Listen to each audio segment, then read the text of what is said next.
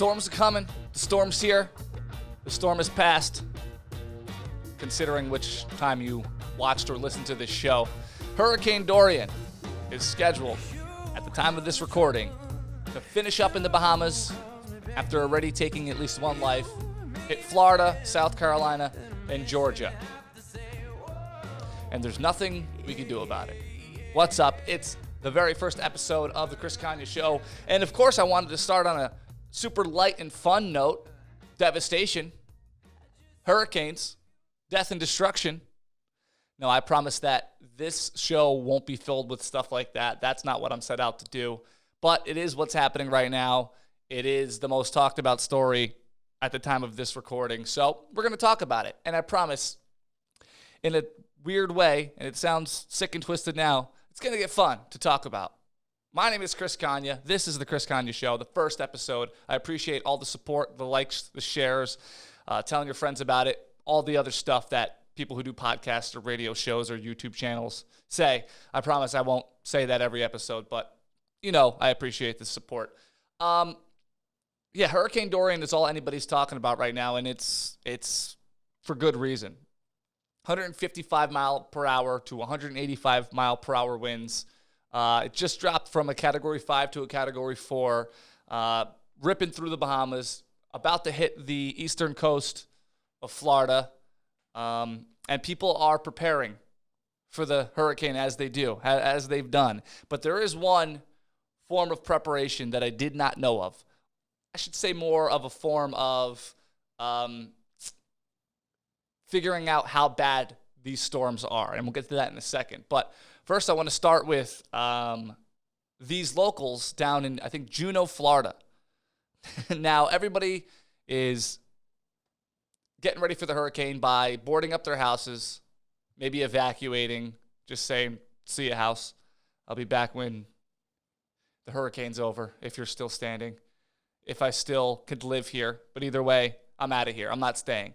But then there's these people called adventurers that like to go and chase the storm, that like to go towards the storm to take a look-see at it, which is, of course, a fantastic idea. I have some audio here of adventurers down in Juneau, Florida, talking about getting ready for Hurricane Dorian. What precautions are you taking? Do you live close by? Yeah, a couple miles west from here, just making sure you got all the supplies, the shutters, the gas, food, make sure everybody's safe, first aid supplies, stuff like that. All right, again, do not try this at home. Do not come down to the beach. These guys are just a little bit of adventurers. They're down here for a few minutes, as are we. We'll head back up into the storm tracker and try to show you what is going on in Palm Beach County and the Treasure Coast. From Juneau Beach, John Evanson, CBS 12 News. Now, there's plenty of things you could do to seek adventure in life, right? You can go on a roller coaster at Darien Lake. You can go on the Jackrabbit. You could go skydiving with a safety harness, an instructor, and a really good chance of surviving, right? That stuff's adventurers. But going into the eye of a storm, going into something that officials, people from FEMA, and meteorologists and politicians are advising you to do the exact opposite. I think that's it's obvious. You don't have to say it. It's plain stupid. I mean, how awesome is your life that the only way you can seek adventure is to run into a natural disaster? Unless you're riding, like I said, riding roller coasters, shooting guns, blowing stuff up, hunting giant animals, going crazy every single day of your life, I think that you could maybe substitute running into a hurricane for something else, right? Because what happens when something goes horribly wrong? It's hard to feel bad for people like that, isn't it?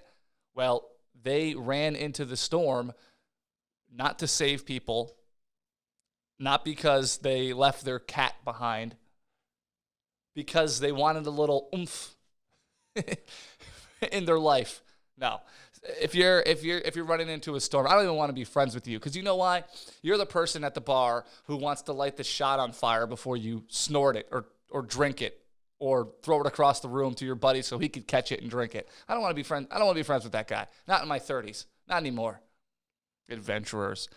What is adventurous in a more official way about this Hurricane Dorian thing is, and I don't know if any of you have ever heard of this. This could be something that you've known about since it became a thing back in 2004, but I've personally never heard of this. Anybody listening, have you ever heard of the Waffle House Index?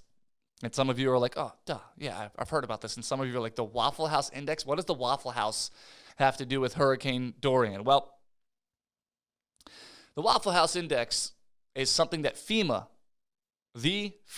came up with in 2004. They've been categorizing the severity of hurricanes based on the reaction of the Waffle House food chain. Yes, where you get, of course, waffles, patty melts, awesome viral videos in the middle of their customers in the middle of the night, the Waffle House. So it being 24 hours, obviously the Waffle House pretty much never closes. And when I say never, I mean never, including during hurricanes, unless they absolutely have to. So FEMA and the Waffle House work together to figure out what kind of aid is needed in the area of a natural disaster like a hurricane. They have 3 stages of how bad the hurricane is. 3 stages of reactions, 3 categories, let's say. So the green stage or level, they're still serving a full menu. And that's how it's described in the news story, according to Fox 35 out of wherever, somewhere in Florida. It starts with, yes, they're still serving a full menu, because that's what I want to know when my house is about to be blown away, is if the Waffle House is serving a full menu. I think this is absolutely crazy. Insane. So the green level is the restaurant is still serving a full menu, it has power, and damage is limited or there's no damage at all. Okay. We could still get our waffles. There's still a roof on the Waffle House. We could still use electricity if we're working at the Waffle House. Great. But things get serious. Things get serious with this FEMA and Waffle House relationship. When yellow hits, it's bad. It's really, really bad. Not only do they have maybe no power or just power from a generator, not only are the food supplies low, but they're down to a limited menu. I mean, this is really, really serious. When they're down to a limited menu at the Waffle House, you know your photo album is just drifting down the road in a river that's not supposed to be there. When the Waffle House is at a limited menu, your life is flashing before your eyes. You're thinking about these choices you made. You're thinking about when you moved down to Florida and how wonderful it would be. When the Waffle House is at a limited menu. Chaos. But it gets worse.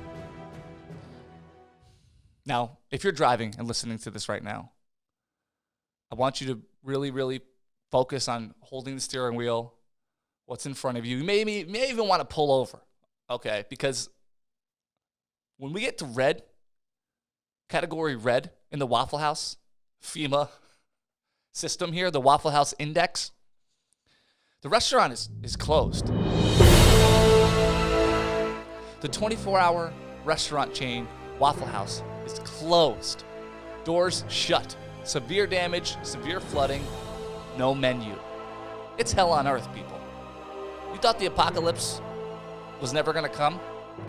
When we're in category red at the Waffle House Index, Satan himself shut those doors. The demons of hell locked up the doors of the Waffle House. But thank God for this index. If the Waffle House didn't exist, we would not know what to do in the situation of a hurricane. We would not know. We would not know the supplies we need to get to the people of the devastated area. We would not know which football player to put pressure on to raise money for the lost homes and loved ones of the affected area. We would not know where to send bottled water. We would not know where to loot stores that have been flooded. We would not know where to steal TVs and sneakers and packs of gum and cigarettes. We would not know if it wasn't for the Waffle House Index. We would not know who needed to be marked safe on Facebook if it wasn't for the Waffle House Index. We would not know where to send the paramedics, the fire department, if it wasn't for the Waffle House Index. Do you understand that the Waffle House is simultaneously killing people and saving lives at the same time? Of course, killing people with their high cholesterol, high fat, high sugared food, but saving people by notifying and being an ally with FEMA when real disaster strikes. So, thank you. Thank you, Waffle House. And screw you. Screw you, Waffle House. The Waffle House Index. We should have some stuff like that up here in Rochester. And if you're watching from out of town, first of all, thank you. I don't know why you're doing that. This is just a little dinky show in Rochester. But we should have stuff like that. In fact, I don't know if this can't be applied everywhere in the country. For instance, we know things are getting bad up here in Rochester when a snowstorm hits. When you call a Chinese food place. When normally you call a Chinese food place, no matter what the order is, and there's been jokes about this. People have been saying this for years and noticing this for since the dawn of the first Chinese food place in what I imagine is either California, San Francisco area, or New York City. If any order for a family of 40 or a family of 2 takes longer than 10 minutes, if before they hang up and go 15 minutes, you know something is terribly wrong. So maybe they're doing that without letting us know. Maybe when they say Chinese food is going to take 15 minutes, it's because they know a natural disaster is on the horizon. They know. At McDonald's, when you go to order a milkshake and the milkshake machine is broken, they know that there's at least one cloud in the sky because it happens every other time I'm at McDonald's. How bad are these milkshake machine manufacturers that they're always down? It's insane. But we do need some of this indication, some of this collaboration to help out FEMA so they actually do come here when we have our devastating snowstorms. When Nick Tahoe's is out of meat sauce, meat hot, whatever you want to call it, is that because something terribly has gone wrong or we're expecting a natural disaster? They should alert the FEMA people to let them know we need help. We need them to bring us food, water, meat hot, so we could survive as Rochesterians and we could eventually thrive. If we had these connections here in upstate New York, like the Waffle House Index has with FEMA, I think we'd be a much better place. I really do. Stay safe out there if you're listening down in Florida, if you have family out in Florida or Georgia or South Carolina. I hope they made it through the storm in a safe manner. If you're listening to this a couple days after it's passed, I hope everybody out there was able to come out clean on the other end. I really appreciate you listening to the first episode of the Chris Konya Show. More to come every weekday morning at 6 a.m. Thank you so much for the support. You cause me trouble. You